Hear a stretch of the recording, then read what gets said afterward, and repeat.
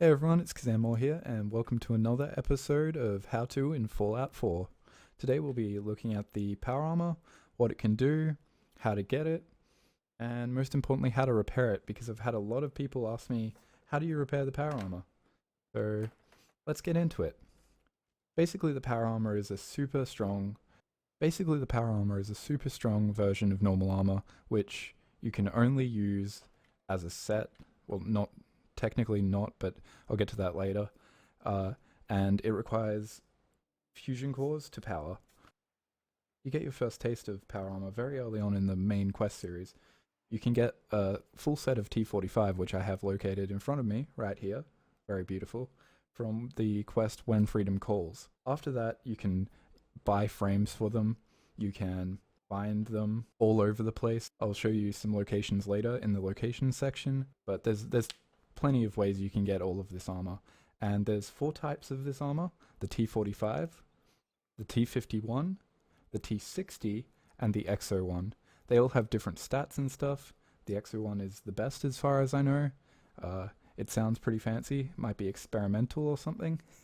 That's the overview of it. Let's look at how to craft different mods for it and repair it. Start, you need one of these power armor repair modules. You can find one next to the workshop in Sanctuary. That's the easiest place that I've found to find them. And basically what you can do in them, they're very similar to the weapons modification area in that it uses the same menu. Basically you can go in and there's all of the different parts have 4 different slots. First, there's the model slot. Basically, it allows you to improve your damage and energy resist. Each one, model B is better than model A, C is better than B, so on and so forth. These require science and armorer, as you can see there, and they're the most practical upgrades. They're just straight up better survivability, and they're great. You should get these as soon as possible, honestly.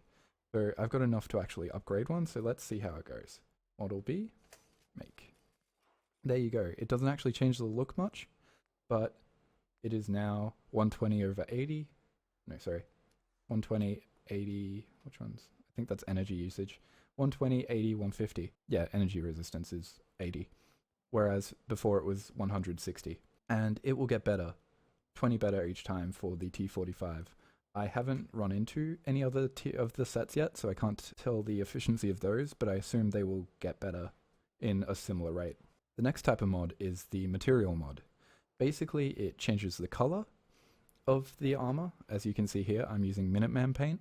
That's from the Minutemen, who you meet during When Freedom Calls. You can get military paint, you can get Vault-Tec paint, and then you can get some other things like explosive shielding to reduce damage, radiation resistance, action point refreshing, all this kinds of stuff. And they all have their own special ability. Miscellaneous mods are arguably the most important part of upgrading your sets, apart from the straight up damage resistance increase. These are different for each part. So you've got a head version, you've got arm versions, you've got leg versions, and a torso version. Your head version mainly focuses on your HUD and stuff about it. So it increases your VATS chance, hit chance. Sighted aiming marks enemies with a compass pip, stuff like that. Stuff to help you with targeting, with your HUD, all that kinds of stuff. We'll talk about the others in a sec. The headlamp slot is specific to the power armor helmet, obviously. You can change the color of the headlamp, all that kind of stuff. That's pretty normal. Not too interesting stuff. Now if we go to the torso, well, they only have 3. There's actually 3. Sorry about that. While preparing, I just looked at the helmet and I assumed it was always 4. Okay, the torso has different things it can do, like give you stealth when you're crouched, action point refreshing, reducing chance addiction from drugs. All of these are really good mods that, depending on how you play, that you can tailor your power armor to how you play. If you take a lot of drugs, reduce the chance for addiction, stuff like that. You can increase your strength, take damage recharges action points, all kinds of cool things. This is one of my favorites, actually. Detects hits during combat and automatically uses a stim pack when health is low. I always forget to use a stim pack and end up dying, so that one's great. And then the leg mods mostly focus on speed and jumping, stuff like that. The sprint speed at additional action point cost. So that one's actually got a disadvantage attached to it. Carry weight, damage radius for impact landing, which is something I'll show you a bit later, and more action point stuff. It's all about speed though, generally, even the action points. The arms increase unarmed damage for all of them. Unarmed damage causing bleeding, energy damage, and action point pos for power attacks, which is melee power attacks. So that's all about the unarmed damage, and you can do those. Those both work for the right and left leg and right and left arm. To repair your armor, all you have to do is go into your crafting section and press T on the PC. It's just that easy. It's repaired. Repairs cost steel, and also for the torso it costs a bit of circuitry. Nothing too much considering how good this armor actually is. The big disadvantage about power armor though is it uses fusion cores, as I said earlier. Basically what these fusion cores do is they last 20 minutes and they slowly drain as you use your power armor. If you sprint, it does drain faster. So remember that when you're using your power armor, use it tactically. If you don't have to sprint while using your armor, don't sprint. And even if you don't have to use your armor, don't use it because you need the fusion cores. And while they're not hard to come by, they're hard enough that it can be annoying if you need one quick. Also, the fusion cores last 10% longer if you can find the repair bobblehead.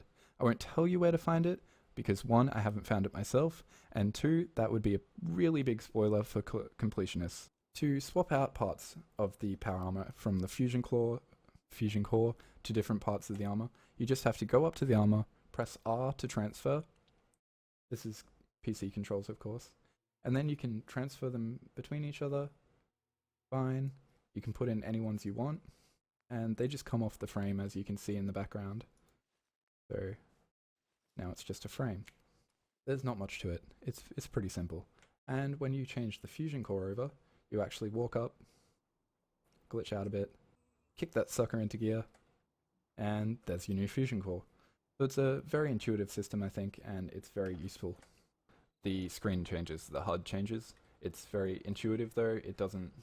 It's got on the left side, if everything is yellow, that means your power armor isn't broken, which is good. If it turns red, that means a piece of your power armor has broken and you will need to repair it before it works anymore. As it breaks down to your left, you've also got, beneath that, you've also got your HP percentage, so you know, health points obviously, how much radiation you're currently suffering. You've got your normal map compass straight below the screen as normal. On the right hand side, the first one is your core percentage, so that's how much energy your fusion core has left. That'll go down as you use your power armor. And on the right hand side, that's your AP percentage, so obviously how many action points you have and how much ammo you have for your gun. So you pull out a gun and there's the ammo there. It's all very intuitive. Okay, I found my way to a bridge so I could show you the neat thing that is your smash that I was talking about before. You don't take full damage at all in power armor. As far as I've seen, I've jumped off incredibly high things and taken no fall damage, and you get a shockwave at the end. So it's really cool. Okay, let's see. This should be high enough for a demonstration. No fall damage, and you get your shockwave. It's amazing. That's definitely one of the biggest perks of having power armor, on top of having, obviously, more health and radiation resistance. The area that fusion cores come from look like this. The fusion core will be sitting in here. I'm sure you've seen it in the quest When Freedom Calls if you've done it.